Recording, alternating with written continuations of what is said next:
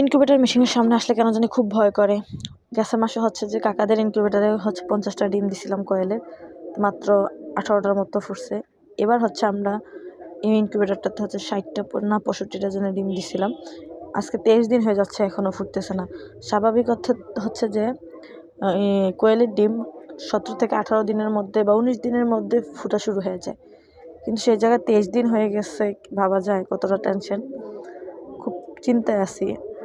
ডিম নাড়াচাড়া করবো কি ভালো লাগতেছে না, মনের মধ্যে কেন কেন যেন একটা অশান্তি কাজ করতেছে।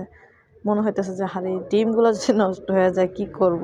আর এই মাসে এত পরিমাণ কারেন্ট গেছে আমাদের এখানে, 8 ঘন্টা 9 ঘন্টা 10 ঘন্টাও ছিল, 12 ঘন্টাও ছিল। ওই জন্য কোনো সমস্যা হয়েছে কি না বুঝতেছি না।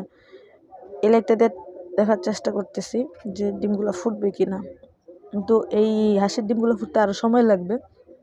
কয়েলের ডিমগুলো ফুটার সময় হয়ে গেছে, কিন্তু তারপর হচ্ছে ফুটতেছে না, তার জন্য বেশি প্যারেশানি লাগতেছে।